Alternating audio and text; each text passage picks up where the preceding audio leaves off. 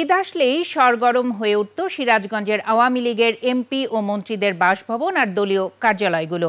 তবে এবারের চিত্র পুরোপুরি ভিন্ন। তালাবদ্ধ ভবনগুলোতে এখন শুনশান নীরবতা। জেলা আওয়ামী লীগের কার্যালয় এখন হকারদের দখলে। স্বপন মির্জা তথ্য ও ছবিতে বিস্তারিত দেখুন ডেস্ক রিপোর্টে। আওয়ামী লীগের পতনের পর শেখ হাসিনা পালিয়ে যাওয়ায় দলটির প্রায় সব এমপি মন্ত্রীরাই মামলায় জর্জরিত, পলাতক বা গ্রেপ্তার। সিরাজগঞ্জের জনপ্রতিনিধিরাও এর ব্যতিক্রম নন। এখন যে কোনো ব্র্যান্ডের পুরাতন এসি বদলে নতুন ওয়ালটন এসিতে উপভোগ করুন 25% ছাড়।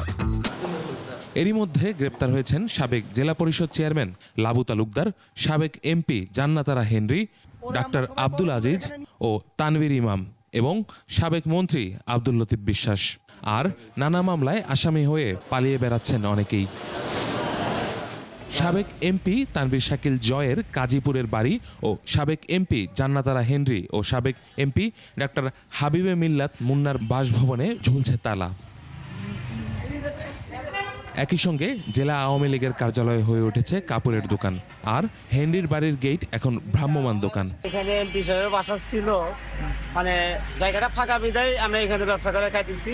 এই জায়গাতে আমরা কাপড় চোপড় বিক্রি করে। ক্ষমতায় থাকাকালীন শোষণ আর অনিয়ম দুর্নীতির কারণেই আজ তারা বাড়ি ছাড়া, এমনটাই বলছেন স্থানীয় রাজনীতিবিদরা। তারা মনে করছিল আমরাই শুধু থাকবো আর কেউ থাকবে না, আল্লাহ তার উল্টাটা করে দিচ্ছেন। শেখ হাসিনার যে নিষ্ঠুর আচরণ, সেই নিষ্ঠুর আচরণের ফলই হলো আজকের এই শুনশান নীরবতা। আজকে হয়তো জনরোষে জনবিপ্লবে তারা আজকে বাড়ি ঘরে তালা দিয়ে পালিয়ে যেতে বাধ্য হয়েছে।